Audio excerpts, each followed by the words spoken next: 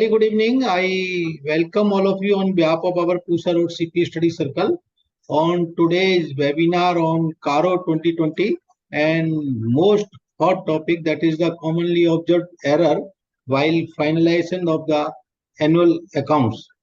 And on this subject, our very own respected Honorable Central Council Member CA Sanjeev Singhal ji is with us. I welcome you, sir. I also welcome Hemant Pawaji and all the attendee on behalf of Study Circle. As you know, Sanjeev Singhal is not a new to our Chartered Accountant fraternity.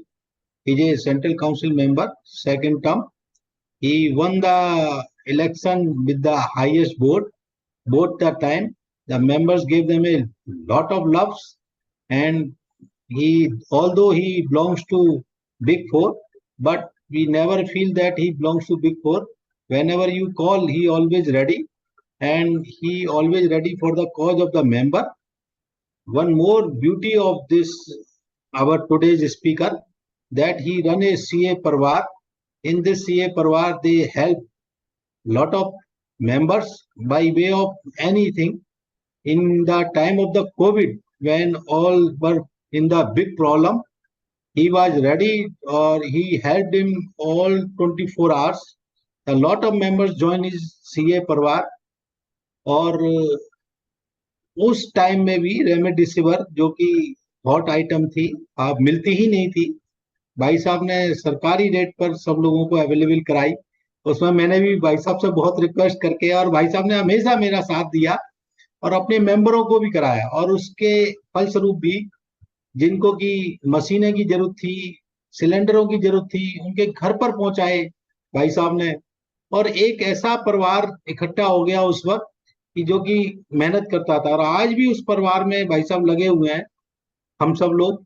और जिन बच्चों के parents नहीं रहे, जो बच्चे CA कर रहे हैं, उनकी फीस भाई साहब अपने सीए परिवार में से देते हैं, और उनके ट्यूशन का और सब जो भी एग्जाम फीस वगैरह सब करते हैं। बाकी भाई साहब इंस्टीट्यूट में तो लगे ही रहते हैं, आपको मालूम है, क्योंकि कोई भी काउंसिल मेंबर जो भी चुन करके आता है, उसको 24 आवर्स काम रहता है। अपनी प्रैक्टिस वगैरह तो ये सब लोग भूल जाते हैं। मैं भी रहा हूँ तो इस तरह की बातें होती हैं। और भाई साहब का बाकी की तो मैं क्या बताऊं। With this I again welcome you sir, and over to you sir. Thank you, Rajesh Bhai. Thank you for your love and affection. Thank you, Hemanji. And thanks to all the members who joined this program live. And जैसा कि हमारा देश G20 को host कर रहा है, आज का पहला दिन, पहला सेशन, और आपने उस बीच में अगर कुछ न्यूज़ चैनल ऑन किए होंगे तो आपने आईसीआई की ब्रांडिंग भी देखी होगी। तो ये एक नया भारत, नया आईसीआई, अभी जो हमने सस्टेनेबिलिटी के भी इनिशिएटिव लिए, करीब करीब 154 मीडिया हाउसेस ने उसको पब्लिश किया है। 410 पेज की मीडिया रिपोर्ट है जो 2 दिन पहले की आई है। तो और इनफैक्ट अभी G20 के दौरान मुझे भी दूरदर्शन पे जाने का मौका मिला और क्लाइमेट चेंज के बारे में बात करने का मौका मिला। जैसे राजेश भाई ने ये कहा कि आज वेबिनार है, एक्चुअली मैं तो ये एक्सपेक्ट कर रहा था कि अभी ये 2 दिन जो है, काफी लोग दिल्ली से बाहर भी चल गए होंगे, क्योंकि दिल्ली में ऑफिसेज वगैरह भी काफी क्लोज थे। पर राजेश भाई ने बोला कि नहीं, ये प्रोग्राम लेना है, मैंने कहा ऑलवेज वेलकम।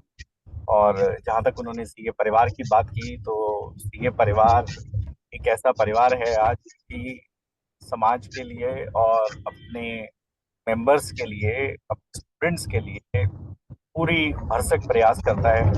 जैसा राजेश भाई ने कहा, तो करीब 202 स्टूडेंट्स हमारे पास हैं, और जिनकी फैमिली की इनकम अगर 5 लाख रुपए साल से कम है।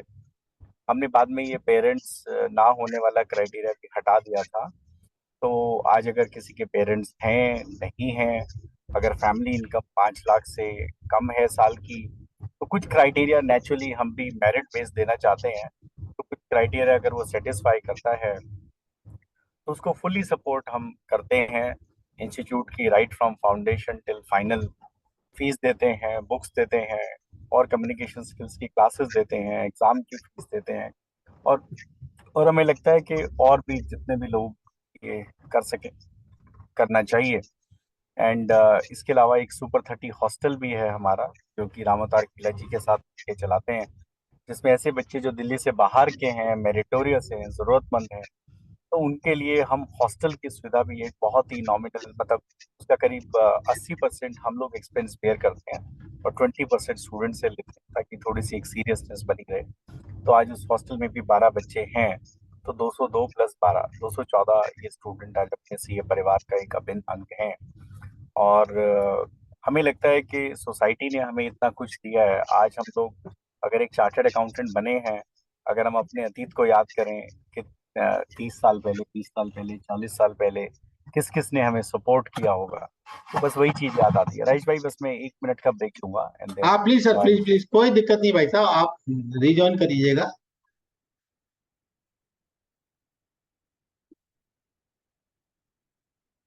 सिंगल साहब अभी अपने घर पहुंच रहे हैं, घर से फिर दोबारा ज्वाइन करेंगे। घर पहुंच गए हैं कि थोड़ा सा लेट हो गए, तो मैं मेंबर्स से रिक्वेस्ट करूंगा कि 2 मिनट का पॉज हम लेंगे, और सिंगल साहब once again we will join अस।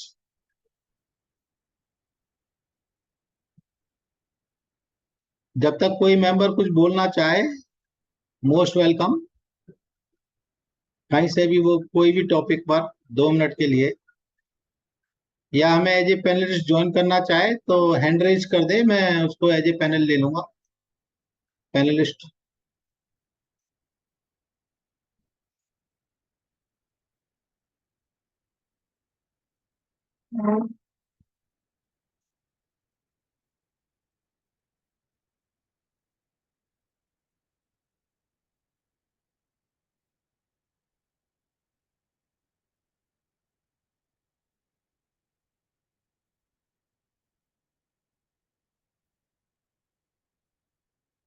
ये टॉपिक मैंने इसलिए रखा है क्योंकि हम लोग अभी बैलेंस शीट फाइनल भी कर रहे हैं, कुछ बैलेंस शीट फाइनल हो भी गई हैं।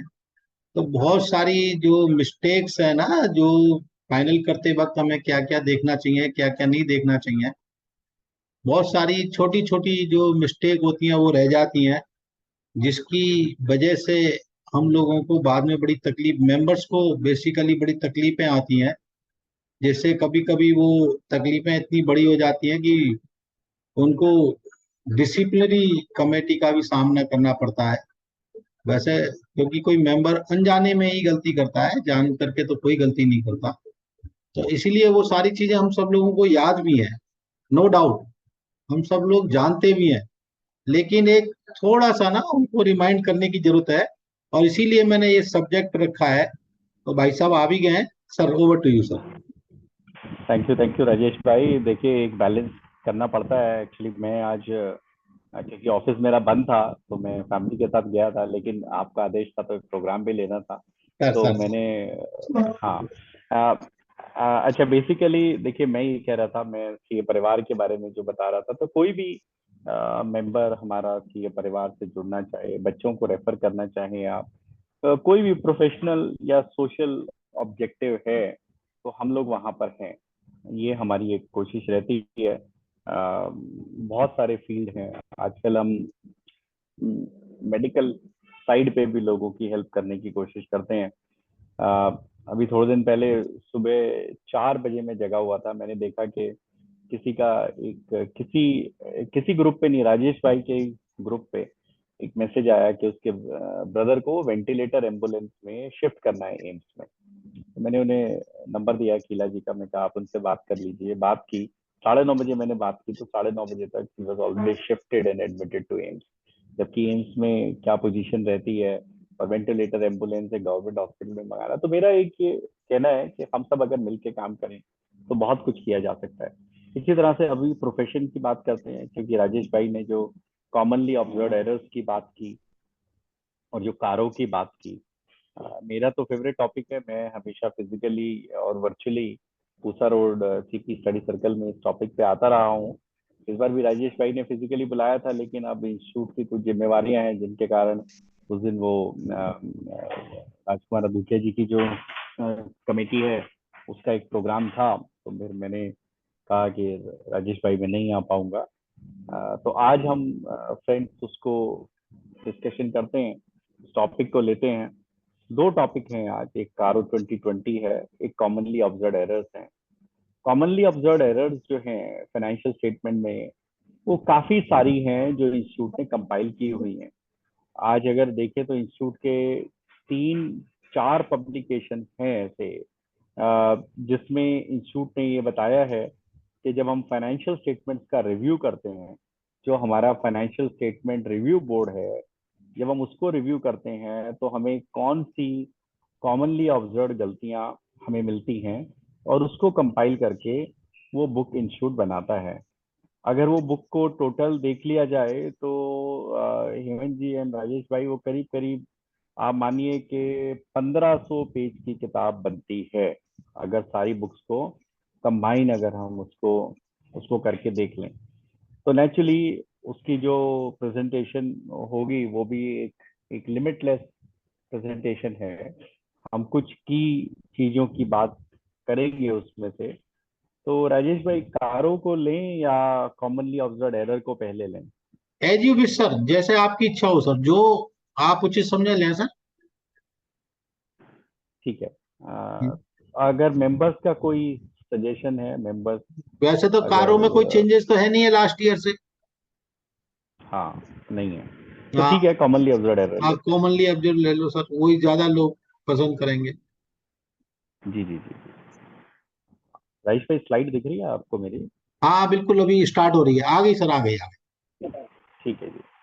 तो बात करते हैं कंप्लायंसेस जो अकाउंटिंग स्टैंडर्ड से रिलेटेड हैं, और जो अपनी फाइनेंशियल स्टेटमेंट्स आज के दिन बनती हैं, वो अकाउंटिंग स्टैंडर्ड बेस्ड बनती हैं। तो अकाउंटिंग स्टैंडर्ड प्लस शेड्यूल 3 की जो रिक्वायरमेंट्स हैं, जो कंपनीज एक्ट की रिक्वायरमेंट हैं, उनको लेके एक ओवरऑल जो हमारी हमें इंश्योर करना होता है as an auditor, and as chartered accountant we also have another role to play, that sometimes we are not the auditor, sometimes we are the maybe the preparer of financial statement. आज मेरा जो new student है, करीब 85% new member जो है, वो industry में जा रहा है। तो हो सकता है कि इस सेशन को अटेंड करने वाले कुछ इंडस्ट्री के लोग भी हों। तो when they are preparing their financial statement, or when even when you are a chartered accountant in practice, you may not be the auditor, you may be the management advisor, you may be reviewing the financial statements. So you must ensure that these errors are not there. uh, Recently what we have done is that whether it is schedule 3, or it is auditing standard, or it is accounting standard, council has brought out checklists on all the 3 aspects. तो आज आपके पास checklist available हैं। जब आप audit कर रहे हैं तो ऑडिटिंग स्टैंडर्ड की कंप्लायंसेस आपको कैसे इंश्योर करनी है, अकाउंटिंग स्टैंडर्ड्स की कंप्लायंसेस कैसे इंश्योर करनी है, शेड्यूल 3 की कंप्लायंसेस कैसे इंश्योर करनी है, ये सब के सब आज चेकलिस्ट फॉर्म में इंस्टीट्यूट ने दिए हुए हैं। These are available in PDF, these are available in Word, these are available in Excel. तो आप उनको डाउनलोड करके अगर आप ये स्टेप सारे इंश्योर करेंगे तो आई एम श्योर कि इस तरह की गलतियां नहीं होंगी। और ये चीज और इम्पोर्टेंट हो जाती है इस कॉन्टेक्स्ट में कि आज अगर एनएफआरए की आप जिस तरह की रिपोर्ट देखते हैं, तो एनएफआरए इन काफी सारे व्हाट्सएप ग्रुप में भी देखता हूँ कि एनएफआरए ने इतने मेंबर्स को आज तक पेनल्टी लगाई है, डिबार किया है, और वो बहुत ही हैवी पेनल्टीज हैं। और जो डिबारमेंट है वो भी बहुत ही हैवी डिबारमेंट है। किसी में 5 साल, किसी में 10 साल, किसी में 1 साल, किसी में पेनल्टी 5 लाख, तो किसी में पेनल्टी 1 करोड़। तो इस तरह का अगर हम आज देखेंगे तो एनएफआरए की जो एक्सपेक्टेशंस है वो इस तरह की हैं।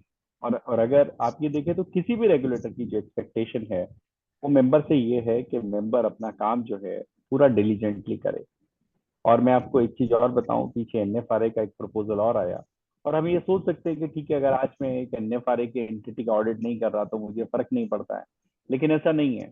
This thing is applicable at all level, whether it's a listed entity और it's a non listed entity. NFRA ने एक एक एक्सपोजर ड्राफ्ट, एक कमेंट्स के लिए एक और निकाला था। उनका कहना है कि जो ऑडिट वर्किंग पेपर हैं वो क्लाउड पे स्टोर होने चाहिए। यानी कि आज अगर हेमंत जी ने, गौरव जी ने अगर कोई भी एक ऑडिट किया, तो उसके जो वर्किंग पेपर बनाए वो एक पर्टिकुलर टाइम पीरियड के अंदर, वो टाइम पीरियड भी कोई 2-4 साल का नहीं है, 30 दिन 60 दिन के अंदर अंदर क्लाउड पे स्टोर कर दें।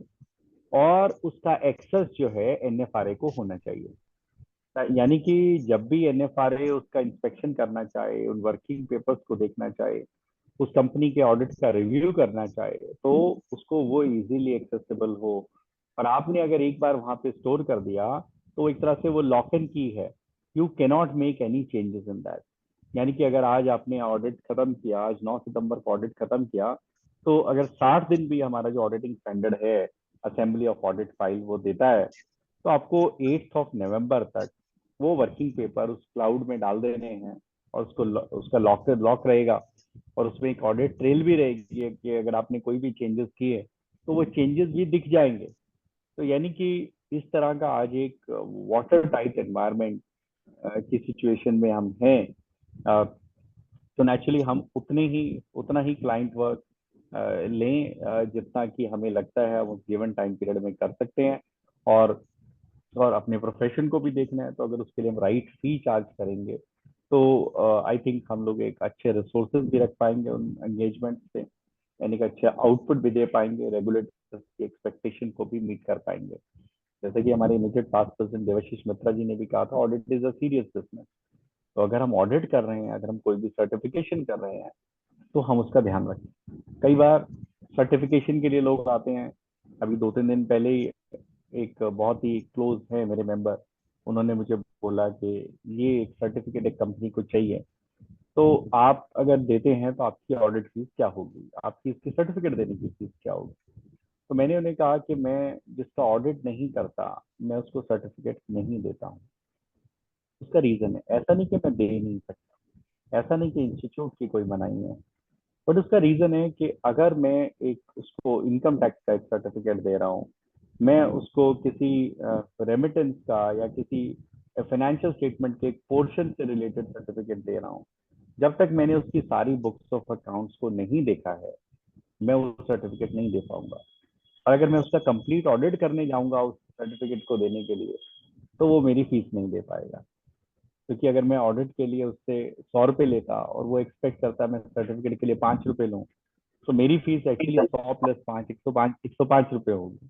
क्योंकि मेरे को वो फाइनेंशियल स्टेटमेंट की रिव्यू करने पड़ेंगे जहां से वो सर्टिफिकेट आ रहा है।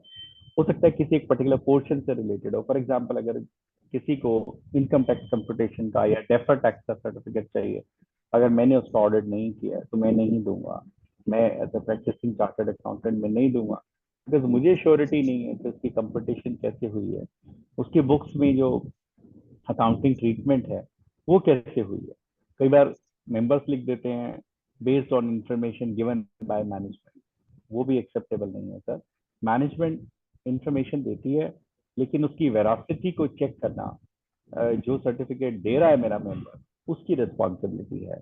हम मैनेजमेंट रिप्रेजेंटेशन जरूर लेते हैं, लेकिन management representation should be the last step in your audit, it cannot be the first step in your audit. तो ये हम ध्यान रखें। और जितने भी स्टैंडर्ड, कई बार ऐसे भी केसेस होते हैं कि मेंबर कहता है जी मैंने तो 5,000 रुपये फीस ली थी, या मैंने 10,000 रुपये फीस ही ली थी, तो मैं ये सब चीजें कैसे चेक कर। देखिए, किसी भी ऑडिटिंग स्टैंडर्ड में या अकाउंटिंग स्टैंडर्ड में या कंपनीज एक्ट में ये नहीं लिखा है कि अगर आपने कम फीस ली है तो आप ये कंप्लाइंस से छोड़ सकते हैं। मैंने ऐसा कोई स्टैंडर्ड नहीं देखा जो ये कहता हो कि अगर आपको क्लाइंट ने फीस कम दी या नहीं दी तो ये 50 की जगह 5 रिक्वायरमेंट चेक कर लीजिए। ऐसा मैंने कहीं नहीं देखा, और मेरे को लगता है किसी और ने भी नहीं देखा, क्योंकि ऐसा हो भी नहीं सकता है। तो ये हमारी एक प्रोफेशनल रिस्पॉन्सिबिलिटी है कि जो भी हम काम करें उसको पूरा जो है अपनी रिस्पॉन्सिबिलिटी से हम उसको काम करें, और हम ये देखें कि कल को अगर वो रेगुलेटरी इंस्पेक्शन के लिए वो सर्टिफिकेट आता है, वो ऑडिट रिपोर्ट आती है, तो we are able to justify our work. मैं आपको बता दूं कि अभी जो ट्रेंड है वो सिर्फ फाइनेंशियल स्टेटमेंट्स के इंस्पेक्शन का है, लेकिन ऐसे इंस्टीट्यूट में बहुत सारे डिसिप्लिनरी केसेस हैं जहां सर्टिफिकेट्स को लेके भी डिसिप्लिनरी केसेस फाइल हुए हैं, टैक्स ऑडिट रिपोर्ट को लेके भी जहां पे डिसिप्लिनरी केसेस फाइल हुए हैं।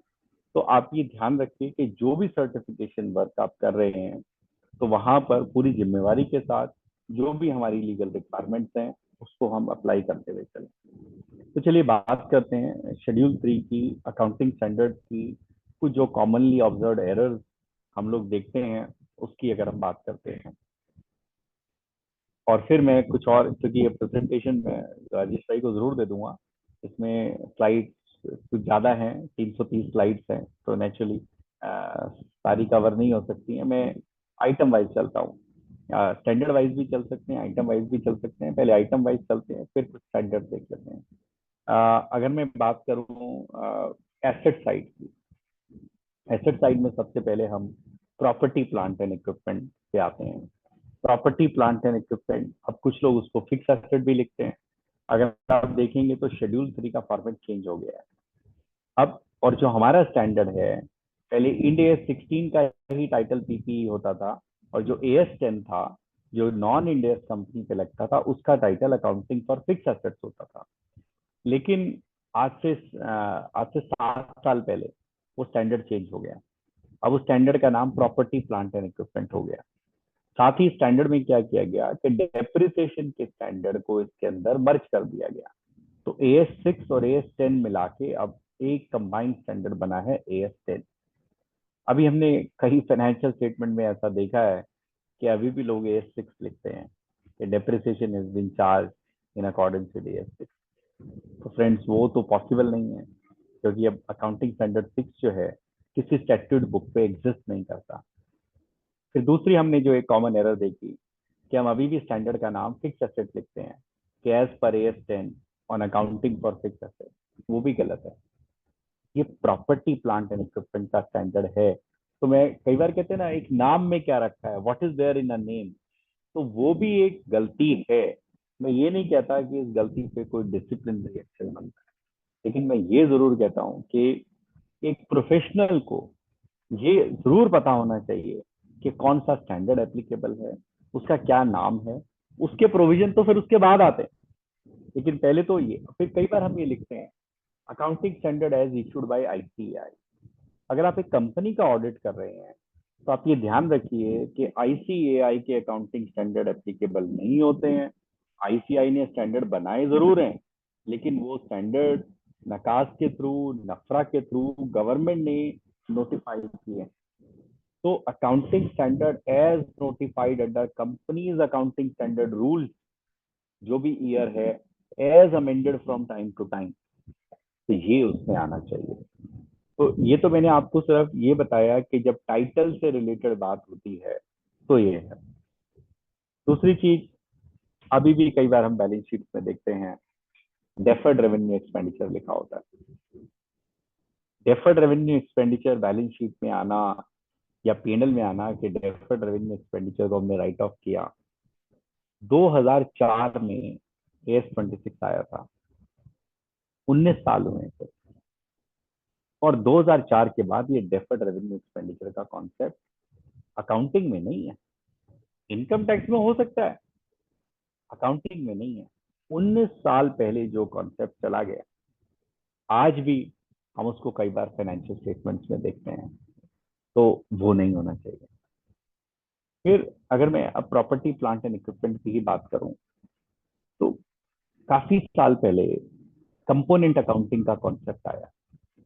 कंपोनेंट अकाउंटिंग का कॉन्सेप्ट क्या है कि अगर एक एसेट के मल्टीपल पार्ट्स हैं जिनकी डिफरेंट यूजफुल लाइफ है, तो वहां मुझे उनको अलग अलग उन यूजफुल लाइफ में अलग अलग कंपोनेंट बना के डेप्रिशिएट करना है। अब काफी हमारे फाइनेंशियल स्टेटमेंट हम ऐसे देखते हैं। मैं मानता हूं कि ज्यादातर एसेट्स में हो सकता है कंपोनेंट नहीं हो, लेकिन जब अकाउंटिंग पॉलिसी लिखी जाती है तो कम से कम वो लिखेंगे तो सही कि ये रिक्वायरमेंट है, ये असेस किया मैनेजमेंट ने, कंपोनेंट नहीं है। और बहुत सारी अकाउंटिंग पॉलिसी ऐसी लिखी होती हैं जहां पे कंपोनेंट अकाउंटिंग का रेफरेंस नहीं होता। फिर कई बार मेंबर्स के फोन आते हैं, पूछते हैं जी इन्फोसिस की ऑडिटेड बैलेंस शीट आ गई क्या, रिलायंस की आ गई क्या। मैं पूछता हूँ क्यों, कहते हैं जी वहां से ले लेंगे अकाउंटिंग पॉलिसी। अब क्या होता है कि बहुत सारी चीजें ऐसी हैं जो हो सकता है उन पर एप्लीकेबल और आपके क्लाइंट पे एप्लीकेबल ना हो। पहली बात तो वो लिस्टेड एंटिटी, अगर आपका क्लाइंट लिस्टेड एंटिटी नहीं है तो कैम नहीं लगेगा उनके ऊपर, की ऑडिट मैटर नहीं लगेंगे उनके ऊपर। इसी तरह से बहुत सारे प्रोविजंस ऐसे होंगे, बहुत सारे अकाउंटिंग स्टैंडर्ड्स ऐसे होंगे जो नहीं लगेंगे, प्लस वो इंड एएस पे हो सकता है, आपका क्लाइंट एएस पे हो। तो हमने ऐसे भी केसेस देखे हैं जहां पर इंड एएस एप्लीकेबल नहीं था और इंड एएस के हिसाब से बना दिए, या इंड एएस एप्लीकेबल था और एएस के हिसाब से बना दिए। तो इस तरह के केसेस भी जो हैं, तो नेचुरली अगर इस तरह के कोई केसेस आते हैं तो बड़े वो सीरियसली देखे जाते हैं, क्योंकि ये तो पूरा बेसिस ऑफ प्रिपरेशन अगर मैनेजमेंट का गलत था, हम ये नहीं कहते कि ऑडिटर ने बना दिए, लेकिन अगर मैनेजमेंट का पूरा बेसिस ऑफ प्रिपरेशन गलत था तो सर उस पर तो अनक्वालिफाइड रिपोर्ट तो नहीं आ सकती है, उस पर तो क्वालिफाइड रिपोर्ट ही आएगी। फिर कई बार हमने ये भी देखा कि जहाँ क्वालिफिकेशन है और जहाँ एम्फिसिस ऑफ मैटर है या कहीं पे की ऑडिट मैटर है, हम उनको कई बार इंटरचेंजेबली यूज करते हैं। सर जहाँ पे एम्फिसिस ऑफ मैटर है वहां क्वालिफिकेशन नहीं बनती उस मैटर पे, और जिस मैटर पे क्वालिफिकेशन है उस मैटर पे एम्फिसिस ऑफ मैटर नहीं बनता है। ये दोनों इंटरचेंजेबल ही नहीं है कि मैं क्वालिफिकेशन डाल दूं या एम्फिसिस ऑफ मैटर डाल दूं या की ऑडिट मैटर डाल दूं, कहीं पे डाल दूं मेरा काम चल जाएगा, ऐसा नहीं है, ऐसा बिल्कुल नहीं है। बिल्कुल भी आप उनको इंटरचेंजेबली यूज नहीं कर सकते हैं। तो अगर मैं पीपीई के आपको और एग्जांपल दूं, तो पीपीई में कई बार हम ये देखते हैं कंपोनेंट के अलावा रीवैल्यूएशन का एक कॉन्सेप्ट है कि अगर पहले एएस 10 में होता था कि रीवैल्यूएशन में काफी डिस्क्रिशन थी, आप चाहें तो आप चाहें एक एसेट का रीवैल्यूएशन करें दूसरी का ना करें, लेकिन जब ये एएस 10 रिवाइज हुआ तो उसमें ये आया कि अगर आप एक एसेट का रीवैल्यूएशन करते हैं तो उस पूरी क्लास ऑफ एसेट का आपको रीवैल्यूएशन करना पड़ेगा। यानी कि अगर आपके पास 5 लैंड हैं और आपने कहा कि मैं एक लैंड को रीवैल्यू करूंगा, तो फ्रेंड्स आपको पांचों लैंड को रीवैल्यू करना पड़ेगा, पिक एंड चूज अलाउड नहीं है। इसमें एक चीज और है, पहले रीवैल्यूएशन में एक चॉइस और होती थी कि आपने एक बार कर लिया फिर भूल गए, फिर 10 साल तक नहीं किया। अब एएस 10 ये कहता है कि आपको रीवैल्यूएशन को सफिशिएंटली अप टू डेट रखना पड़ेगा, यानी कि हर 2-3 साल में आपको उस पूरी क्लास ऑफ एसेट का रीवैल्यूएशन जो है वो करना पड़ेगा। तो ये पीपीई में इस तरह की चीजें आती हैं। कई बार एक छोटी छोटी चीजें होती हैं कि हमने लिखा होता है कि हमने फिक्स एसेट्स और इंटेंजिबल एसेट्स पे डेप्रिसिएशन चार्ज किया। अगर आप किसी 11th क्लास के कॉमर्स स्टूडेंट से भी पूछेंगे तो उसकी बुक्स में लिखा होता है कि फिक्स एसेट्स पे डेप्रिसिएशन चार्ज होता है और इंटेंजिबल एसेट पे अमोर्टाइजेशन होता है। तो वर्ड वो अमोर्टाइजेशन है। इसी तरह से अगर वो वेस्टिंग एसेट्स हैं, फॉर एग्जांपल माइंस है, मिनरल्स वगैरह, ऑयल के रिग्स हैं, तो वहां पर वर्ड डिप्लीशन यूज किया जाता है। तो ये हम ध्यान रखें फिक्स एसेट्स के कॉन्टेक्स्ट में कि जिन फाइनेंशियल स्टेटमेंट्स का हम ऑडिट कर रहे हैं या जो फाइनेंशियल स्टेटमेंट्स हम बना रहे हैं उसमें जो टर्मिनोलॉजी यूज हो वो सही यूज। डेप्रिसिएशन में कुछ चीजें और आती हैं या प्रॉपर्टी प्लांट इक्विपमेंट के स्टैंडर्ड में कुछ और चीजें हैं। फॉर एग्जांपल बात आती है डेप्रिसिएशन मेथड की। अब जनरली डेप्रिसिएशन के 3 मेथड यूज होते हैं, straight line method, written down value method और यूनिट्स ऑफ प्रोडक्शन मेथड। अब अब अगर स्टैंडर्ड की देखेंगे आप बात, तो स्टैंडर्ड में ये लिखा है कि जो मोस्ट अप्रोप्रिएट मेथड है विच reflects the consumption pattern of that asset वो यूज किया जाना चाहिए। हम कई बार इसको एक फ्री चॉइस सोच लेते हैं कि हम हमारी मर्जी, हम एसएलएम लगाएं या डब्ल्यूडीबी लगाएं, लेकिन स्टैंडर्ड ऐसा नहीं कहता, शेड्यूल 2 ऐसा नहीं कहता। आपको ये देखना है कि एसेट का कंजम्पशन पैटर्न कैसा है और एसेट की रेजिडुअल वैल्यू को छोड़ के बाकी के अमाउंट को आपको जो है उसकी यूजफुल लाइफ के ऊपर डेप्रिशिएट या अमोर्टाइज या डिप्लीट करना होता है। अब इसमें मैं अभी एक अकाउंट्स रिव्यू कर रहा था ऑडिट के प्रोसेस, तो मैंने एक चीज देखी, एक क्लाइंट है जिसके पास 4 तरह के एसेट्स हैं। 3 तरह के एसेट्स में तो ठीक है, रेजिडुअल वैल्यू स्क्रैप वैल्यू 5% ही आ रही थी तो कोई बात नहीं। एक चौथी एसेट ऐसी थी जिसकी यूजफुल लाइफ 10 साल थी, अब वो 10 साल खत्म हो गए और मैंने देखा उसको 60% वैल्यू पे सेल किया गया, लैंड नहीं थी। बिल्डिंग नहीं थी, 60% वैल्यू पे उस इक्विपमेंट को सेल किया गया। तो मैंने क्वेश्चन पूछा कि भाई ये तो 60% वैल्यू रियलाइज हुई। अच्छा हाँ जी, मिल जाती है इसमें 60%। तो मैं क्या, मेरे भाई जो इस एसेट क्लास में जो बाकी एसेट हैं, फिर उनकी रेजिडुअल वैल्यू 5% क्यों ली हुई है, उनकी भी 60% लो, तो आपका डेप्रिसिएशन जो हर साल का वो चेंज हो जाएगा। तो ऐसी चीजें भी जो हैं जब आप ऑडिट कर रहे हैं तो ये ध्यान रखिए। फिर अब जो हमारा नया AS10 है वो ये भी कहता है कि आपको रेजिडुअल वैल्यू और यूजफुल लाइफ, और ये आपको हर साल रिव्यू करनी है। अगर कोई चेंज है तो उसको चेंज करिए सर। सपोज आपने सोचा कि यूजफुल लाइफ 10 साल है, रेजिडुअल वैल्यू है 5%, और एक एसेट थी जो 1,05,00,000 की थी, और 5 लाख मान लिया उसकी रेजिडुअल वैल्यू थी, तो 10 लाख रुपए डेप्रिसिएशन बनता है। 3 साल के बाद आपको लगा कि नहीं, इसकी यूजफुल लाइफ तो अभी बचे हुए 7 साल नहीं, 10 साल और है, तो जो 70 लाख रुपए बचे हुए हैं, अब आप उसको 10 साल में आप डेप्रिशिएट करेंगे। अगर स्टेट लाइन मेथड है तो आप 7-7 लाख रुपए जो है डेप्रिशिएट किए, अब आप 10-10 लाख रुपए डेप्रिशिएट मत करिए। तो ये भी हमें रिव्यू करना होता है। एक चेंज और AS10 में आया, वो आया change in the method of depreciation. पहले जो change in the method of depreciation था वो रेट्रोस्पेक्टिव इफेक्ट से लगाना होता था, लेकिन जब AS10 बदला तो जो है ना उसमें आया कि अब ये प्रोस्पेक्टिव इफेक्ट से लगेगा। तो ये भी हम ध्यान रखें कि जो change in the method of depreciation है वो अब हम प्रोस्पेक्टिव इफेक्ट देंगे उसका। हो सकता है अभी स्कूल बुक्स में चेंजेस नहीं हुए हों। आज ही मेरी GS ग्रेवाल साहब से बात हो रही थी, मेरा बेटा भी 11th क्लास में है, तो उसको कुछ पढ़ा रहा था, मेरे को कुछ कॉन्सेप्ट उसमें ठीक नहीं लगे, तो मैंने ग्रेवाल साहब से बात की। बोले सर आप मत पढ़ाइए उसे। मैंने कहा क्यों? कहते CBSE के हिसाब से ये लिखा हुआ है गलत, लेकिन वो आंसर CBSE के हिसाब से नहीं लिख के आएगा तो उसको नंबर नहीं मिलेगा। तो ये भी है। तो अभी हमने क्या किया, इंस्टीट्यूट की साइड से अभी हम CBSE और UGC के साथ भी काम कर रहे हैं, कॉमर्स का जो करिकुलम है उसके ऊपर, ताकि बच्चों को सही चीज पढ़ाई जाए।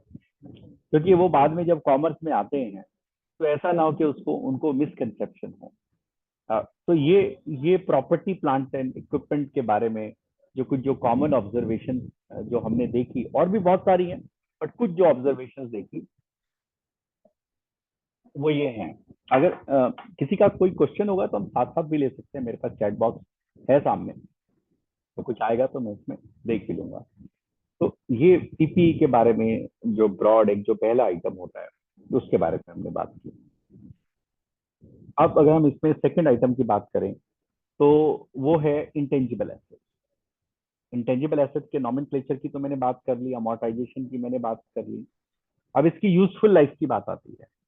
देखिए हमारे स्टैंडर्ड में एक रिबटेबल प्रिजम्पशन है 10 साल की यूजफुल लाइफ की, यानी कि हम ये मान के चलते हैं कि 10 साल की यूजफुल लाइफ होगी, लेकिन इसको हम चेंज भी कर सकते हैं। बट बहुत डिफरेंट चीजें हमें देखने को मिलती हैं। कई बार हम कंप्यूटर की लाइफ या सॉफ्टवेयर की लाइफ भी 10 साल लेके चल रहे होते हैं। तो एक वो रिबटेबल प्रिजम्पशन है, आपको क्या सही लाइफ है वो उसकी देखनी है। अगर आपने एक ERP लगवाया हो सकता है 10 साल चले, लेकिन अगर आपने विंडोज का सॉफ्टवेयर खरीदा तो सर वो 10 साल नहीं चलेगा, चेंज हो जाएगा।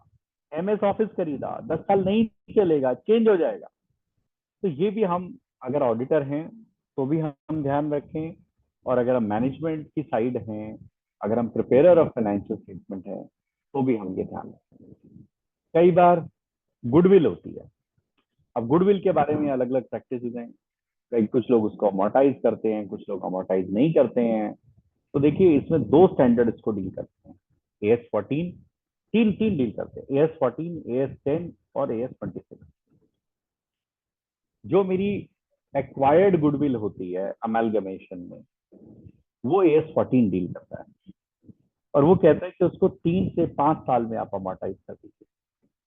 जो मेरी सेल्फ जनरेटेड गुडविल है उसको AS26 डील करता है, जो कि कहता है कि उसको तो रिकॉग्नाइज ही नहीं करना।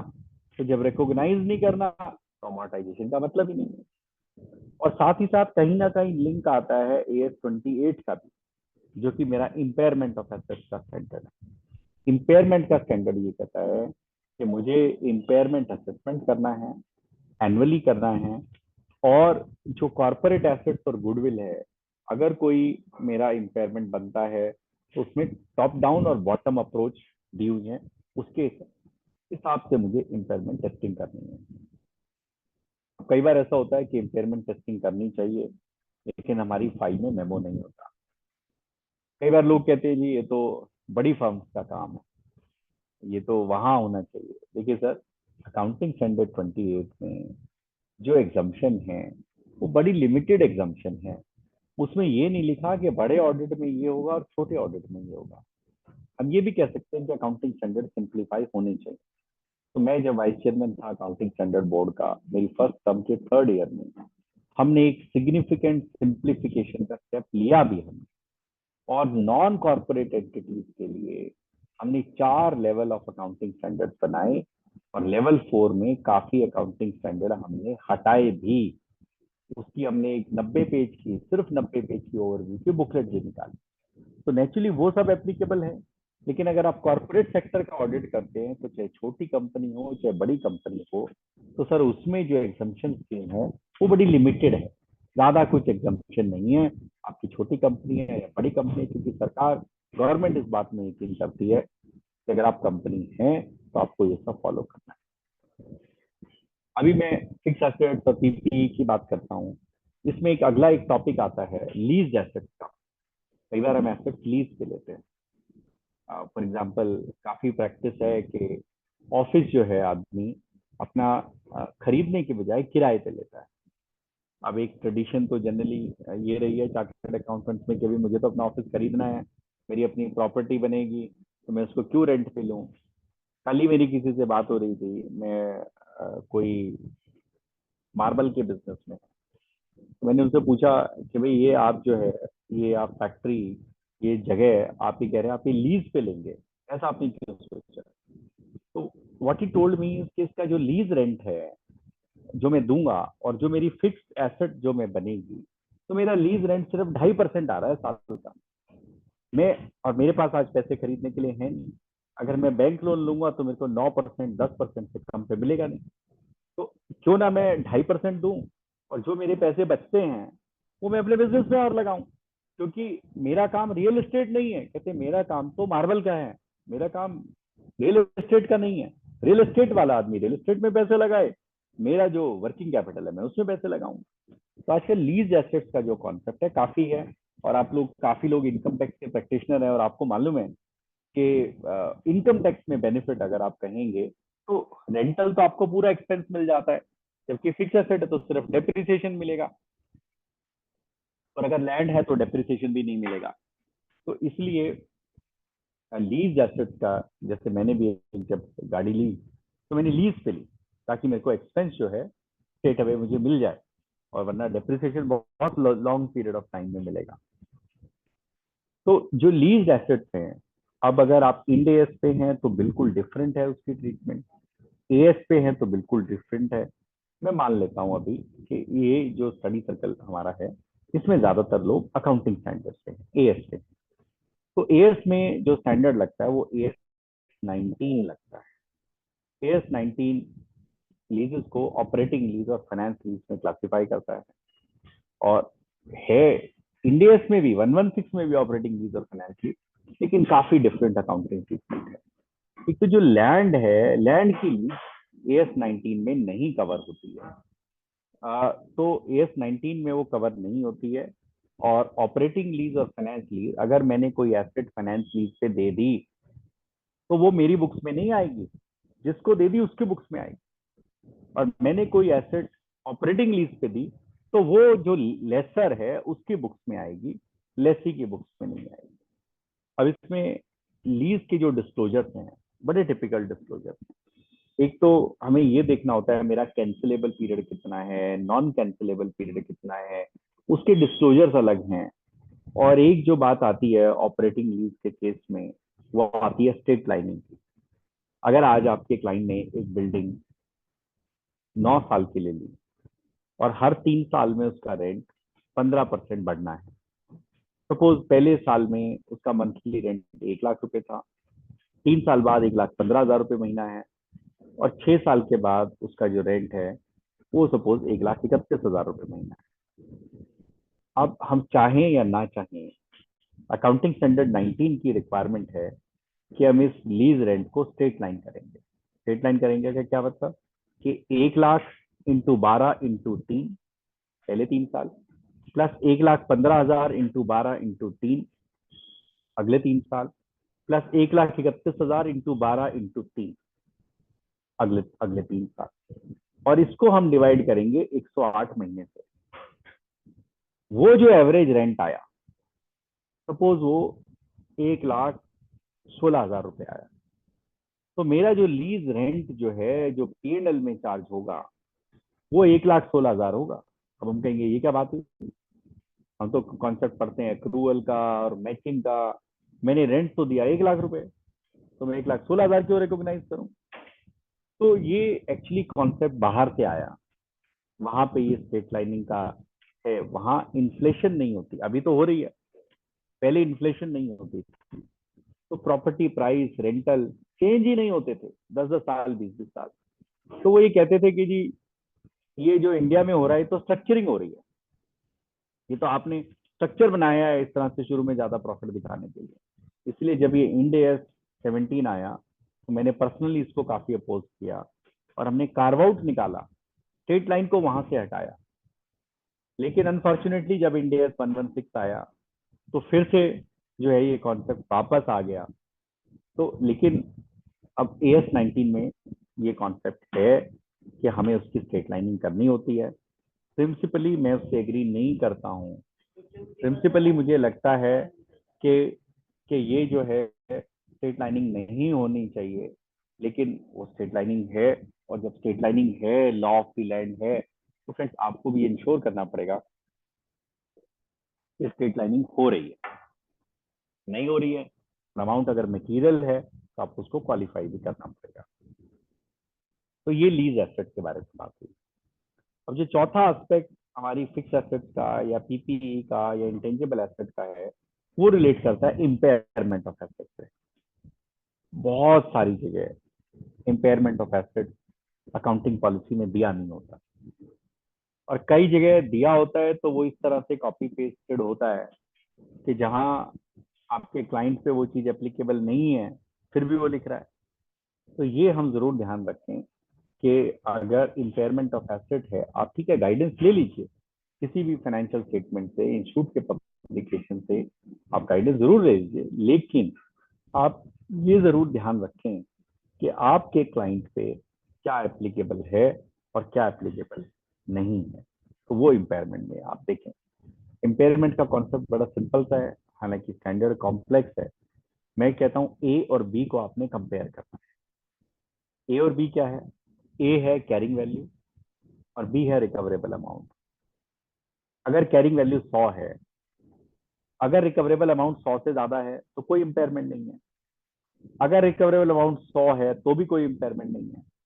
लेकिन अगर रिकवरेबल अमाउंट 100 से कम है, मान लिया 95 है, तो 5 मेरी इम्पेयरमेंट है। रिकवरेबल अमाउंट कैसे निकालते हैं? रिकवरेबल अमाउंट के लिए हायर ऑफ द टू देखा जाता है। हायर ऑफ द टू क्या है? ये टू क्या है? ये है, एक तो है वैल्यू इन यूज और एक है नेट सेलिंग प्राइस। मैं उसकी वैल्यू इन यूज निकाल लूं, मान लिया वैल्यू इन यूज है 105 और नेट सेलिंग प्राइस है 80, तो दोनों का हायर ले लूंगा 105, तो कोई इंपेयरमेंट नहीं है। But suppose value in use है 90, सेलिंग प्राइस है 95, नेट सेलिंग प्राइस, तो 5 इसे 95 हायर हुआ, तो 95 को 100 से कंपेयर किया तो 5 रुपए की मेरी इम्पेयरमेंट आई। तो ये इस तरह से मैंने बड़े सिंपल वे में समझाया कि इम्पेयरमेंट। मेरे को याद है मैं ONGC में आज से करीब करीब 25 साल पहले, शायद 98 में सेशन लिया होगा देहरादून में। तो वहाँ 3 घंटे का सेशन लेना था इम्पेयरमेंट का।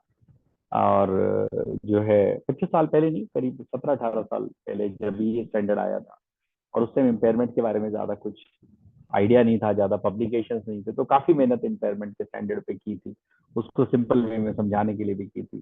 तो इस तरह के एग्जांपल्स बनाए थे ताकि वो एग्जांपल समझ मेंबर्स को। तो ये जो एक फर्स्ट सेगमेंट था एसेट्स का, जो कि फिक्स एसेट से रिलेट करता है, उसमें आपकी फिक्स एसेट्स भी आ गई, इंटेंजिबल एसेट्स भी आ गई, लीज एसेट्स भी आ गई, और इम्पेयरमेंट का कॉन्सेप्ट भी आ गया।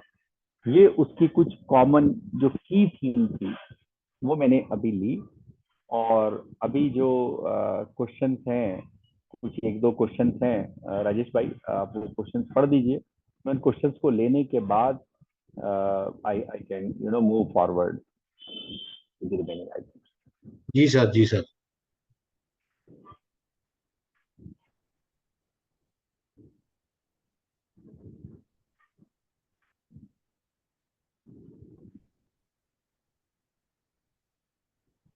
Is there any guidance for treatment on goodwill on consolidation? Consolidation की जो गुडविल है राजेश भाई, AS 21 से डील करती है। और अकाउंटिंग स्टैंडर्ड की मैं बात करूं तो, और कोई उसका जो है मतलब कोई अमोर्टाइजेशन नहीं करना होता है। जो गुडविल आ रही है कंसोलिडेशन पे वो आ रही है। और इस पे हमारा शायद बैकग्राउंड मटेरियल फॉर सेमिनार भी है AS 21 का, वो भी आप रेफर कर सकते हैं। बहुत अच्छा मटेरियल है इंस्टीट्यूट का। छोटी छोटी पत्ते पत्ते ब्लू कलर की बुक आती थी बहुत साल पहले, जब मैं काउंसिल में नहीं था उस टाइम की वो बुक। सर एक जनरली क्वेश्चन ना मेरे पास फोन आते हैं कि उन्होंने कोई कंपनी की मान लो ऑडिटरशिप से रेजिग्नेशन देना है, तो रीजन आजकल क्या करें, क्योंकि वो एमसीए से सर बड़ी प्रॉब्लम्स आ रही हैं। तो वो और एक थोड़ा सा ना ऑडिट ट्रेल पे भी सर 2-3 मिनट सर आपके टाइम चाहिएगा सर। जी जी जी जी जी। राजेश भाई देखिए, जो रेजिग्नेशन है ये डिपेंड करता है ऑडिटर ने दिया या मैनेजमेंट ने कहा देने को। मैनेजमेंट ने कहा है तो मैं जरूर चाहूंगा कि ऑडिटर मैनेजमेंट से राइटिंग में ले कि क्यों वो चाहते हैं कि हम रेजिग्नेशन दें, और वो रीजन अपने रेजिग्नेशन में लिख दें। अब बहुत सारे रीजन हो सकते हैं। मैनेजमेंट ये कह सकती है जी आपकी फीस ज्यादा है, कोई बात नहीं, उनसे लिखवा लीजिए। मैनेजमेंट ये कह सकती है जी मेरे को तो अब जो है मेरी 4 कंपनी है, मेरी 3 कंपनियों में एक ऑडिटर है, यहाँ अलग है, मेरे को सब एक करने हैं, लिखवा लीजिए। मैनेजमेंट ये कह सकती है कि जी हमारे भी प्रिपरेशन अभी टाइम पे नहीं है, आप मतलब वो बोलेगी नहीं इस तरह के। लेकिन पहली बात तो अगर मैनेजमेंट कहती है ना, तो बेस्ट तरीका है कि मैनेजमेंट से लिखवा ले, क्योंकि वरना आरओसी को जवाब नहीं दे पाएंगे। और कई बार हमें ये लगता है कि फाइनेंशियल स्टेटमेंट में फ्रॉड है और हम रिजाइन करना चाहते हैं। ऐसे में सिचुएशन बहुत डिफिकल्ट हो जाती है। ऑडिटर के सामने बड़ा ये एक डिलेमा होता है या धर्म संकट होता है कि वो क्या लिखे।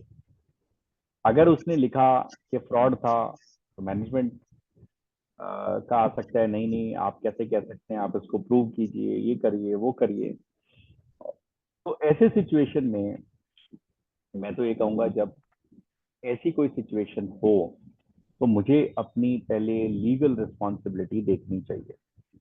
फॉर एग्जाम्पल अगर 143(12) ये कहता है, इनकम टैक्स का नहीं, कंपनीज एक्ट का, अगर 143(12) कहता है कि ये फ्रॉड है और मुझे रिपोर्ट करना चाहिए, तो मुझे रिपोर्ट करना चाहिए। और रेजिग्नेशन में ना दूं, रेजिग्नेशन की जगह मैं क्वालिफिकेशन दे दूं, और रेजिग्नेशन देना पड़े, मुझे फोर्स किया जाए, तो मैं उसमें वो रीजन अपने लिखूं। क्योंकि अगर मैं वो रीजन नहीं लिखता हूं तो कल को एज एन ऑडिटर मेरी आंसरेबिलिटी है। हमने ऑडिटर रेजिग्नेशन पे एक टेक्निकल गाइड भी निकाली हुई है AASC से, कि ऑडिटर रेजिग्नेशन में क्या प्रोसीजर फॉलो करना चाहिए। बहुत छोटी सी गाइड है, 10-15 पेज की गाइड है। मैं रिक्वेस्ट करूंगा मेंबर से कि उस गाइड को जरूर पढ़े। अगला क्वेश्चन जो आपका ऑडिट ट्रेल का है राजेश भाई, ऑडिट ट्रेल देखिए जिस तरह से, और हम मेंबर्स जो टैक्स प्रैक्टिस में हैं बड़ी अच्छी तरह से ऑडिट ट्रेल के कॉन्सेप्ट को समझते हैं। और इसका और एक सिंपल कॉन्सेप्ट मैं समझाता हूँ। जब आप MS वर्ड में काम करते हैं, आपने एक डॉक्यूमेंट बना लिया, उसके बाद अगर आप कोई भी चेंजेस करना चाहते हैं और आप उसको अगर ट्रैक चेंज मोड पे डाल दें, तो वो ऑडिट ट्रेल, कि हम ये देख सके कि क्या चेंजेस किए गए। तो इसी तरह से अगर किसी कंपनी के अकाउंट्स हैं एक बार अगर एक एंट्री पोस्ट हो गई तो उसमें ऑडिट ट्रेल लग जाए कि अगर वो एंट्री में कोई भी चेंज हुआ, कोई डिलीशन हुआ, कोई मॉडिफिकेशन हुआ,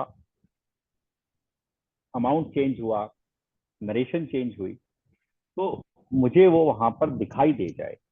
ये रिक्वायरमेंट है ऑडिट ट्रेल मेंटेन करने की कंपनीज के लिए, ऑडिटर के लिए नहीं है, कंपनी को मेंटेन करनी है। अब कई बार हम कहते हैं जी अगर कंपनी के लिए तो ऑडिटर क्यों परेशान है? ऑडिटर को बिल्कुल कोई परेशान होने की जरूरत नहीं है। क्यों जरूरत नहीं है? क्योंकि मेंटेन करनी है कंपनी को। फिर हम कहते हैं जी, कंपनी कहती है जी सॉफ्टवेयर ही ऐसे नहीं है। हर सॉफ्टवेयर जो पहले ऑडिट ट्रेल नहीं रखता था उसने कंपनी के लिए बना दिया। जैसे टैली सबसे पॉपुलर है, टैली ने भी निकाल दिया अपना ऑडिट ट्रेल का वर्जन, टाइम से पहले निकाल दिया था। और हमने बहुत सारे प्रोग्राम इंस्टीट्यूट की साइड से ऑडिट ट्रेल पे किए हैं। मेंबर्स को चाहिए तो और हम कर लेंगे। हमने एक छोटी सी टेक्निकल गाइड भी निकाली है बड़े सिंपल लैंग्वेज में ऑडिट ट्रेल के ऊपर, कि उसमें ऑडिटर को क्या करना चाहिए। तो सॉफ्टवेयर का सिलेक्शन मैनेजमेंट करेगी, ऑडिट ट्रेल इंश्योर करेगी मैनेजमेंट, ऑडिटर को रिपोर्ट देनी है कि ऑडिट ट्रेल 1 अप्रैल से 1 अप्रैल 2023 एक्टिव थी या नहीं थी, किसी ने डिसेबल तो नहीं किया उसको। तो ये ऑडिट ट्रेल का जो कॉन्सेप्ट है वो। अब कई बार लोग कहते हैं जी कि हम तो जो है अब कंपनी मैनुअल अकाउंट्स बनाती है, तो मैनुअल अकाउंट्स पे तो कोई रिक्वायरमेंट नहीं है ऑडिट ट्रेल की। कोई मैनुअल बनाना चाहती है तो बना लीजिए। लेकिन आज के दिन ऐसी कितनी कंपनियां होंगी जो मैनुअल अकाउंट बना सकती हैं? फिर भी अगर क्वेश्चन आता है कि जी कंपनी में 10 ही ट्रांजेक्शन है, 20 ही ट्रांजेक्शन है, 50 ही ट्रांजेक्शन है, आप बनाना चाहें तो बना लीजिए, आप बना सकते हैं। फिर एक क्वेश्चन आता है कि जी मेरे तो जो है कंसोलिडेशन में एक्सेल में करता हूँ, अब मैं क्या करूँ? तो सर एक्सेल में तो ऑडिट ट्रेल मेंटेन नहीं होती है। अगर ऐसा है तो क्वालिफिकेशन डालिए, या फिर एक दूसरा तरीका है, कंसोलिडेशन की सारी एंट्री की एक अलग कंपनी खोल लीजिए। मान लिया आप XYZ का ऑडिट करते हैं तो XYZ कंसोलिडेटेड खोल लीजिए और वहां कंसोलिडेशन की सारी एंट्री डाल दीजिए और उस पर ऑडिट ट्रेल आप लगा लीजिए। तो ये भी हो सकता है। तो ऑडिट ट्रेल से रिलेटेड राइस भाई और भी कुछ, क्योंकि आपने ब्रीफ कहा, एक क्वेश्चन आया है राइस भाई। हाँ sir. ICAI has recently issued a guidance on audit working paper template. But are there any resources like Excel templates for audit plan, test of detail, test of control, etc. of audit working paper? देखिए हमने एक first step लिया है। तो ये मेरी guide जो है, मेरे बोर्ड की जो गाइड है, ये तो आपको सब फॉर्म में अवेलेबल है, PDF में, वर्ड में, एक्सेल में। लेकिन अगर आप बात करते हैं ऑडिट प्लान की, टेस्ट ऑफ डिटेल्स की, टेस्ट ऑफ कंट्रोल्स की, तो हमने कुछ सैंपल फॉर्मेट्स दिए हैं। सारी सिचुएशंस तो हम उसमें नहीं दे पाए हैं, क्योंकि अदरवाइज वो क्या था कि वो 300 पेज की जगह 3000 पेज की बुक बन जाती, फिर मेंबर उसको पढ़ नहीं पाते। लेकिन हम ये कोशिश जरूर कर सकते हैं। मैं ऐसा करता हूँ, मेरे वाइस चेयरमैन है विशाल भाई जोशी, जो कि सेंटर फॉर ऑडिट क्वालिटी के चेयरमैन है। तो मैं इनको रिक्वेस्ट करता हूँ कि सेंटर फॉर ऑडिट क्वालिटी से कुछ यूटिलिटीज निकाल दें इन सब की, test of detail, test of control की। कोई मुश्किल काम नहीं है हमारे लिए उसको करना, तो वहां से हम वो यूटिलिटीज निकाल सकते सर एक ये हैं। मेरे क्वेश्चन ख्याल बड़ा आता है कि से जहाँ कारो एप्लीकेबल नहीं है, मेंबर्स कारो में रिपोर्ट दे देते हैं। जहाँ कारो एप्लीकेबल है वहाँ महाकारो में दे देते हैं। तो वो सर ऐसी पोजीशन में सर क्या करें? और मेंबर्स जो हो गया होगी मिस्टेक, तो ऐसे में सर क्या कैसे इससे बचा जाए सर? ऐसे में भगवान से प्रेयर करें कि डिसिप्लिनरी में ना आए।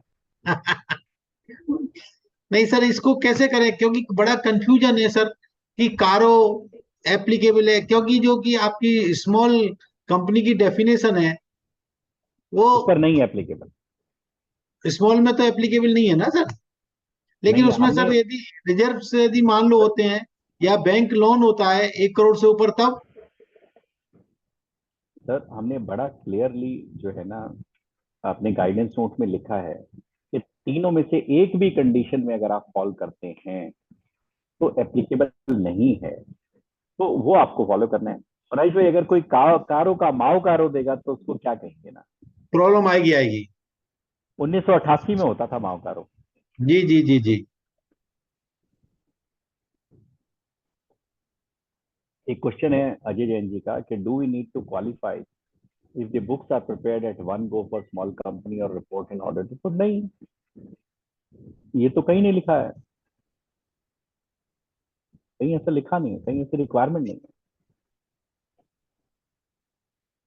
और भी चलिए कोई सर, क्वेश्चन हो अब मेंबर्स का तो आप प्लीज पूछ लीजिए। Ask your question. हाँ, मैं उसके बाद ही आगे चलूंगा। मैंने तो एक सेगमेंट कवर किया है अभी सर। हाँ मैंने तो प्रेजेंटेशन खोली ही नहीं है। उसमें तो 330 स्लाइड है, वो तो खोली नहीं, मेरे को पता है नहीं। वो तो जो 7:30 में जो टाइम बचेगा मैं तो सिर्फ उतने के लिए खोलूंगा। वैसे तो उतने के लिए तो खोलने की जरूरत नहीं होता, तो मैं एक्सटेम्पोर ही बोल दूंगा। जी सर जी सर जी सर। चलिए, और कोई अगर क्वेश्चन नहीं है तो अपने अभी नेक्स्ट कोई नहीं है सेगमेंट सर। पे चलते हैं। अब मैं बात करता हूँ जो मेरे नॉन करंट एसेट्स में और आइटम्स हैं। उसके बाद हम करंट एसेट्स की बात करेंगे, फिर हम नॉन करंट लाइबिलिटी की बात करेंगे, फिर करंट लाइबिलिटी की बात करेंगे। टाइम बच्चा तो पीएनएल की बात करेंगे, कैश फ्लो स्टेटमेंट की बात करेंगे, नोट्स टू दी अकाउंट्स की बात करेंगे, अकाउंटिंग पॉलिसीज की बात करेंगे।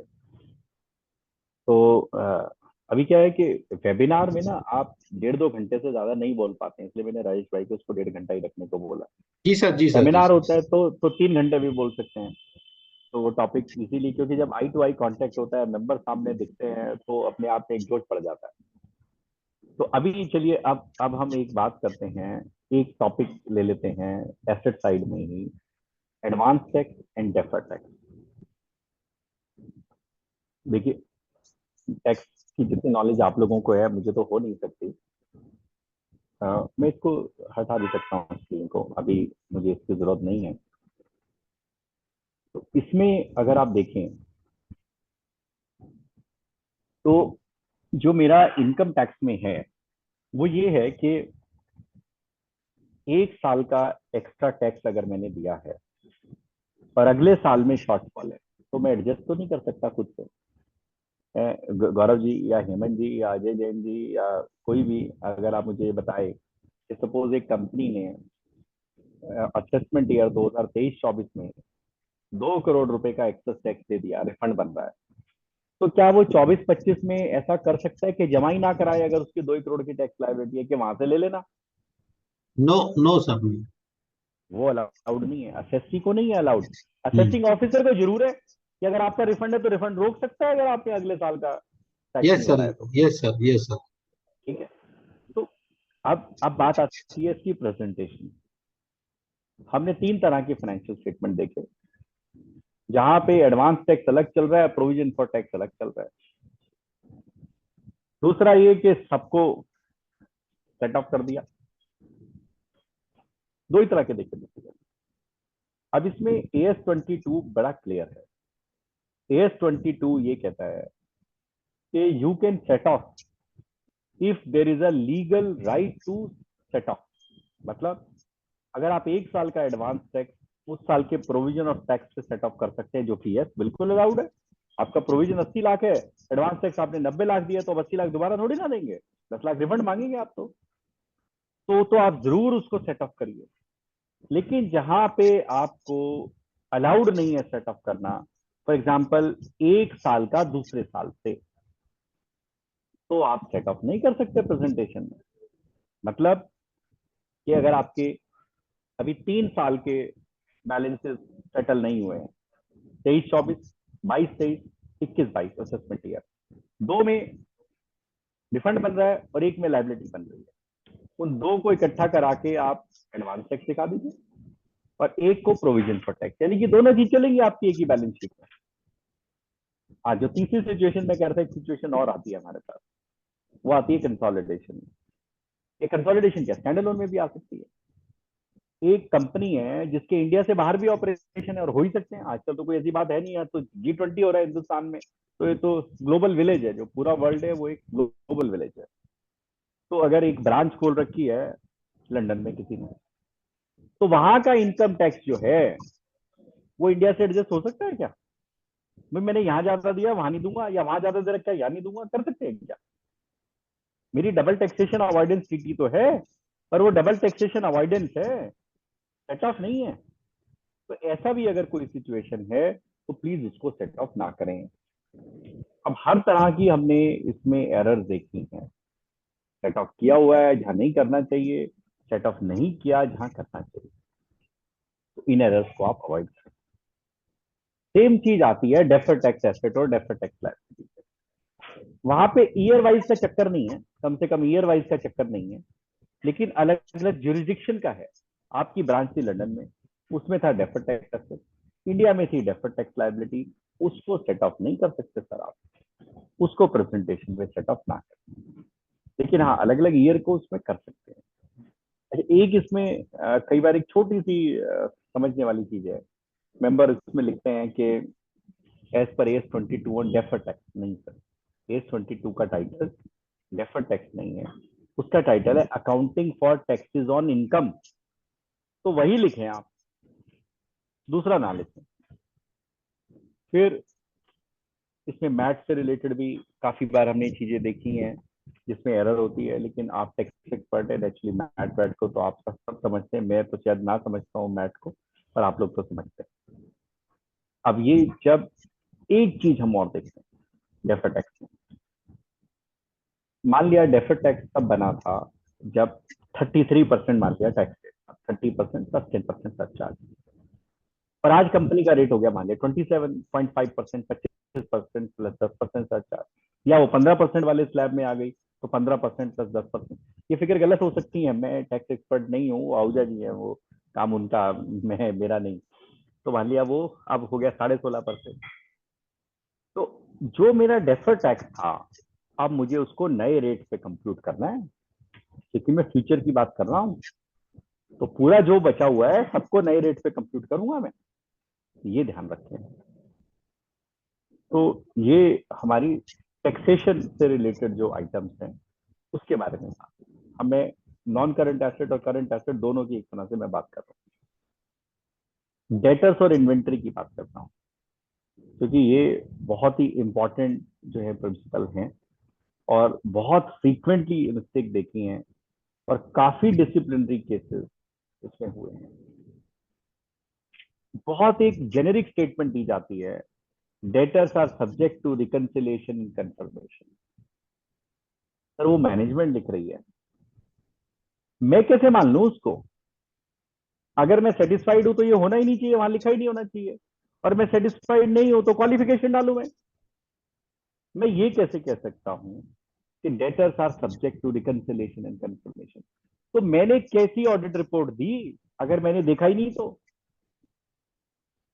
और एक चीज और बताऊं, एज एन ऑडिटर हमें कंफर्मेशन भी भेजने चाहिए, बैंक को भी और डेटर्स को भी। इसको लेके हमने एक बहुत बड़ी अनाउंसमेंट पिछले साल निकाली कि कुछ थर्ड पार्टी इस बिजनेस में हैं जो ये कहती हैं कि जो है हम लाके देंगे आपको कंफर्मेशन, उनके चक्कर में मत आइए। डायरेक्ट कंफर्मेशन आपको लेनी है, किसी थर्ड पार्टी के थ्रू नहीं लेनी है।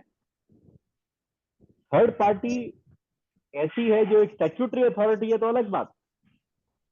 फॉर एग्जांपल अभी ऑडिटर्स की हार्डशिप रिड्यूस करने के लिए हम एक अनाउंसमेंट लेकर आए कि institute of chartered accountant of India और IBA प्लस CSB अलायंस, जो 12 पब्लिक सेक्टर बैंक का अलायंस है, वो एक पोर्टल बनाने जा रहा है जिसपे बैंक्स अपनी कंफर्मेशन लोड कर देंगे। आप जिस कंपनी का ऑडिट कर रहे हैं वो कंपनी फीस दे, ऑडिटर को नहीं देनी, मेरे मेंबर को नहीं देनी, और बैंक चाहे तो उससे फीस ले चाहे तो ना ले, तो उसकी मर्जी। तो वो रिक्वेस्ट डाले कि भी मेरा ये ऑडिटर है, आप इसको कंफर्मेशन दे दीजिए। ऑडिटर अपना वेरिफिकेशन करेगा, OTP आएगा और वो कंफर्मेशन को डाउनलोड कर ले, कोई कॉस्ट नहीं है ऑडिटर के। क्योंकि कुछ जो एजेंसी थी इसमें तो बड़े एग्जॉर्बिटेंट अमाउंट चार्ज कर रही थी। हमें मेंबर्स ने कहा, सेमिनार्स में कहा, मिले तब कहा कि ये हार्डशिप इसमें आ रही है, तो नेचुरली इसको हमें गवर्नमेंट से टेकअप करने में, IBA से टेकअप करने में 1 साल लगा, लेकिन हमने उसको किया, और पीछे प्रेस में भी आया कि इंस्टीट्यूट जो है वो ये इस तरह का पोर्टल पे काम कर रहा है। हमारी कोशिश है कि अगले 3, 4, 5 महीने में ये पोर्टल रेडी हो जाए। और हमारे मेंबर से कोई पैसा नहीं लिया जाएगा, इंस्टीट्यूट कोई पैसा नहीं देगा, और इंस्टीट्यूट का भी इसमें कॉपीराइट या इंटेलेक्चुअल प्रॉपर्टी राइट रहेगा। जो बात मैंने डेटर के लिए कही वही बात इन्वेंट्री के लिए भी एप्लीकेबल है। अब क्या होता है कि इन्वेंट्री में भी कह देते हैं इन्वेंट्री सब्जेक्ट टू वेरिफिकेशन। अरे भाई, इन्वेंट्री एक इतना इंपॉर्टेंट, अगर सर्विस सेक्टर तो चलिए इन्वेंट्री नहीं है, लेकिन इन्वेंट्री तो एक इतना इंपॉर्टेंट कंपोनेंट है। अगर वो वेरिफिकेशन नहीं हुआ, वैल्यूएशन नहीं हुआ, तो मैंने कैसे अपने आप को सेटिस्फाई किया कि जो P&L है वो ठीक है, जो बैलेंस शीट है वो ठीक है। अब लोग कहते हैं जी क्या मैं इन्वेंट्री का वेरिफिकेशन करूं? मैंने बिल्कुल नहीं कहा कि आप इन्वेंट्री का वेरिफिकेशन करिए, लेकिन हमारा जो guidance note on audit of inventory है वो ये जरूर कहता है कि आप उसको ऑब्जर्व करिए। ऑब्जर्व कैसे करें? मान लिया 31 मार्च को वेरिफिकेशन होना है, तो सर आप वहां जाइए, अपनी टीम को भेजिए और इन्वेंट्री वेरिफिकेशन का प्रोसेस देखिए कि पहले टैगिंग होगी, बिन कार्ड पे टैगिंग होगी, floor to sheet, sheet to floor, management check करेगी, आप सैंपल चेक करेंगे, आप उसमें से 2 4 5 10 आइटम निकलवाएंगे। हाँ भाई दिखा इस डब्बे में कितने पीसेज है, अच्छा बता इस टैंकर में वो लेकर आ, डिप लेकर आ, इसका कितना, इसमें कितने लीटर तेल है। ये होता है वेरिफिकेशन, ये होता है ऑब्जर्वेंस। तो auditor is suppose to observe the stock taking, लेकिन मुझे जो है वेरीफाई नहीं करना है पर ऑब्जर्व जरूर करना है।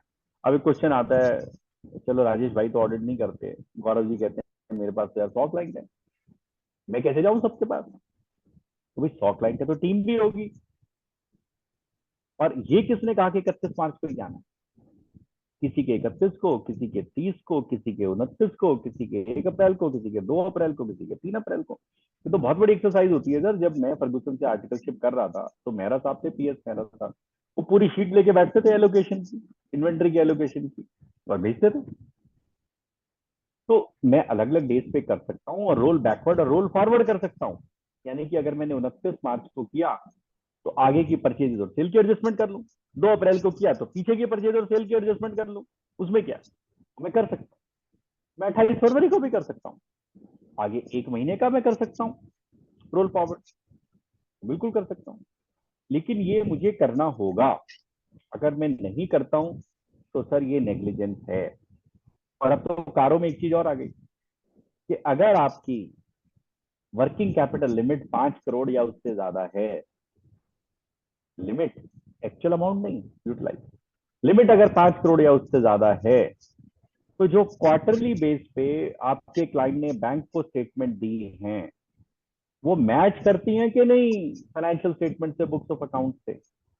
और नहीं करती तो आपको रिपोर्ट करना है। अब कई बार कहते हैं जी थी गलती थी, बैंक ने मान ली, ठीक कर दी, तो वही लिख दो रिपोर्ट में। अब कुछ लोग कहते हैं जी बुक्स तो बनाता ही नहीं क्लाइंट, सॉरी इसमें मैं कुछ नहीं कर सकता। मैंने ऑडिट ट्रेल में तो मान लिया था, वहां जो क्वेश्चन का आंसर आया था मैंने दे दिया था कि कोई बात नहीं, बुक्स 1 साल में बनाई है तो बनाई है। लेकिन अगर वर्किंग कैपिटल मेरी 5 करोड़ से ज्यादा है और आंसर ये आता है कि जी क्लाइंट तो रेगुलर बुक्स ऑफ अकाउंट नहीं बनाता, client quarterly books of account नहीं बनाता, तो सॉरी सर यहाँ आप क्वालिफिकेशन डालेंगे कि बुक्स ऑफ अकाउंट थी ही नहीं, तो हम नहीं बता सकते कि जो स्टॉक और डेटर की फिगर दी गई वो सही थी कि नहीं। कैसे बताएंगे अगर बुक्स थी नहीं तो? और अब तो ऑडिट ट्रेल है, अगर वो बुक सारी 31 मार्च को बनी है फिर तो प्रॉब्लम है, फिर तो बैकवर्ड वर्किंग करी है। इस केस में to come with a heavy hand, और हमारा हैवी हैंड तो एक ही है, क्वालिफिकेशन और क्या है हमारा हैवी हैंड? चार्टेड अकाउंटेंट का हैवी हैंड तो एक ही हथियार है, ऑडिट रिपोर्ट। कोई जगह थोड़ी ना करना है, ऑडिट रिपोर्ट में लिखना है।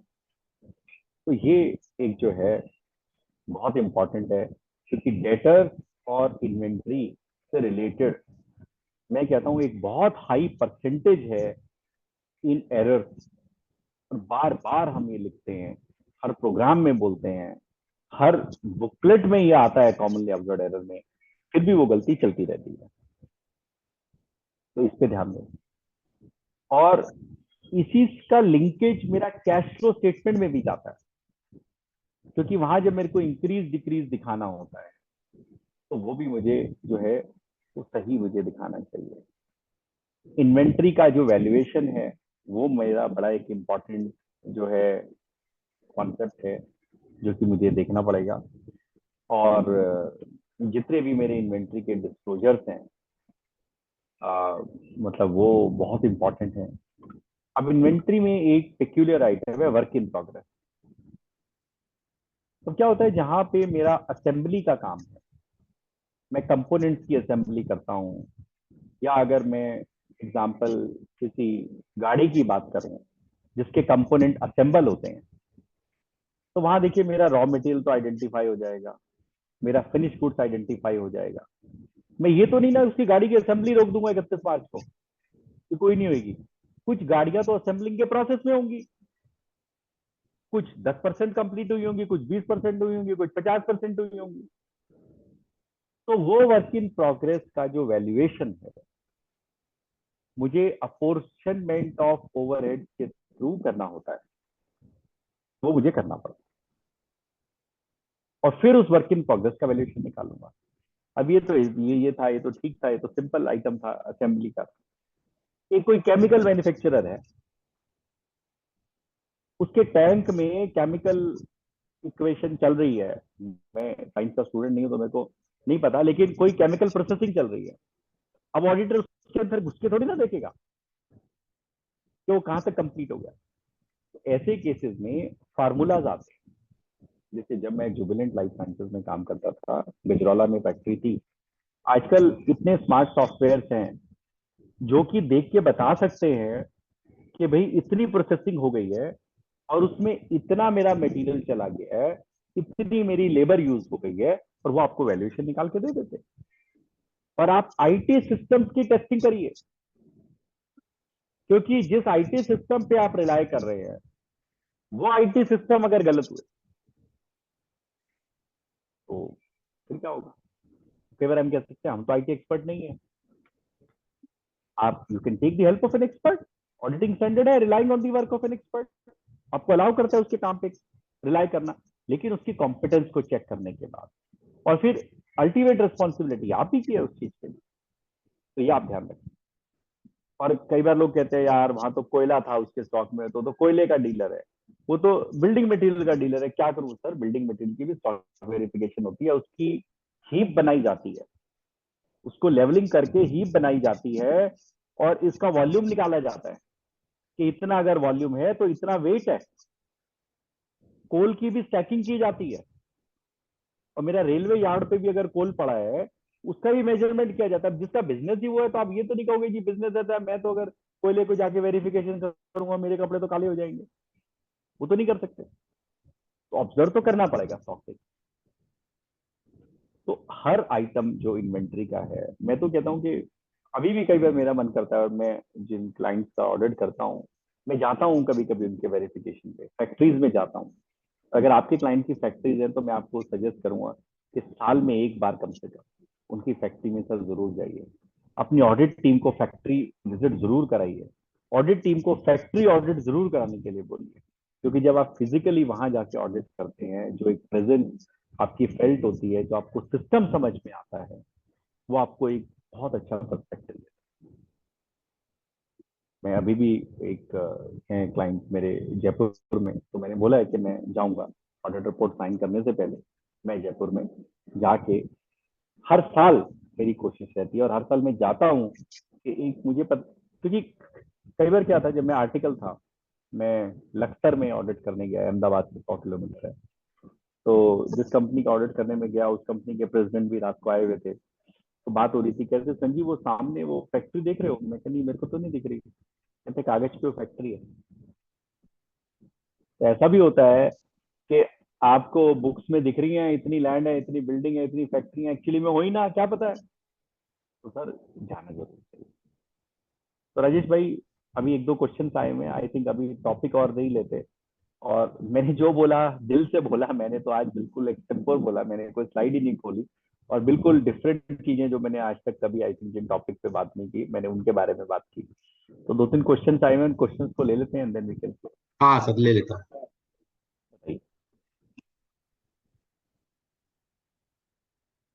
ये कह रहे हैं same person is supplier and customer, then how to represent in financial statement. Sir अगर आपका एक एग्रीमेंट है कि उसको ऑफसेट किया जा सकता है, तब तो आप ऑफसेट कर सकते हैं, वरना डेटर अलग आएगा, क्रेडिटर अलग आएगा,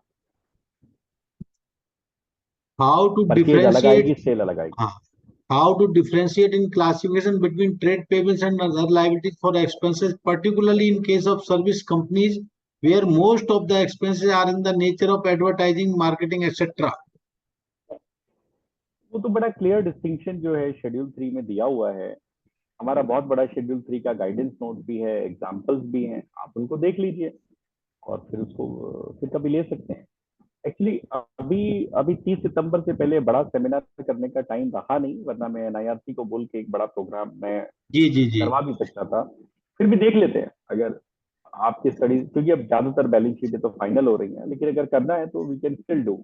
लेकिन अपने को देखिए गाइडेंस नोट ऑन शेड्यूल 3 जो है, और ऑडिटिंग स्टैंडर्ड, अकाउंटिंग स्टैंडर्ड, ये मस्ट है सर अगर हम कोई फाइनेंशियल स्टेटमेंट का ऑडिट कर रहे हैं तो। इसके बिना प्लीज मैं आज जोड़ के ये कहूंगा, इसके बिना ऑडिट मत करिए।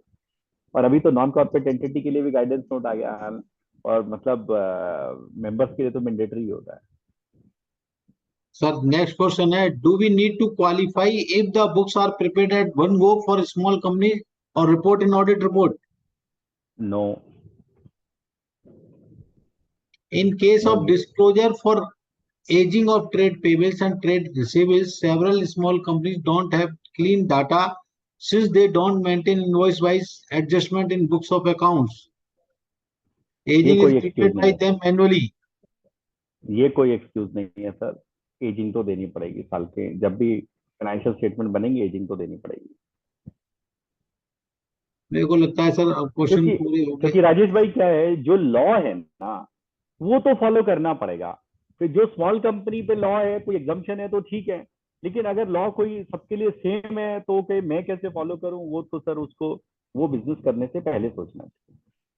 सर एक क्वेश्चन है, संजीव कपूर जी पूछ रहे हैं, as per audit trail requirement there is ये requirement of keeping daily backups, how to comply with this if books are written on a weekly, monthly, yearly basis for very small companies? देखिए ऐसा है, audit trail का इससे कोई लेना देना नहीं है, बैकअप का रिक्वायरमेंट अलग है और वो अलग है। तो अगर कोई मेरी बुक अपडेट नहीं हुई तो बैकअप में वही आएगा जो पिछले दिन का था, उसमें तो कोई इशू नहीं है। जी जी जी। एक क्वेश्चन है सर श्याली गराब जी का, एज पर CARO 2020 there is a requirement for auditor to include in the auditor report any borrowing which has been on land to other entities. If such transaction is not adequately disclosed by the entity, does this make the transaction illegal or is this just a disclosure requirement? Next question इन्हीं का ये। Secondly, with regard to the entity which is receiving the amount, that is the ultimate beneficiary, is there any reporting requirement for this company as regard the money that is received having come from an intermediary to entity or the original lender? देखिए sir, ये कोई illegal नहीं है, पहले तो ये मैं बता दूं। गवर्नमेंट जो है बेनिफिशियल ओनर्स को आइडेंटिफाई करना चाहती है, इसलिए उन्होंने डिस्क्लोजर रिक्वायरमेंट बोली है, ठीक है। तो ये मैं आपको कहूंगा, लेकिन अगर पर्पज इलीगल है सर देने का, तब वो government different course of action लेगी, वो हमारा काम नहीं है। हमारा काम है अगर डिस्क्लोजर नहीं है तो हम उसको अपनी ऑडिट रिपोर्ट में बताएं कि ये डिस्क्लोजर नहीं है। और जहां तक दूसरी कंपनी की बात है, दूसरी कंपनी पे क्लॉज लगता है तो उसको करना है, वरना नहीं करना है।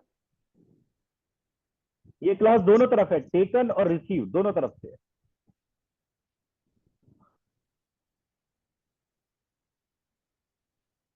और तो कोई क्वेश्चन है नहीं सर अभी।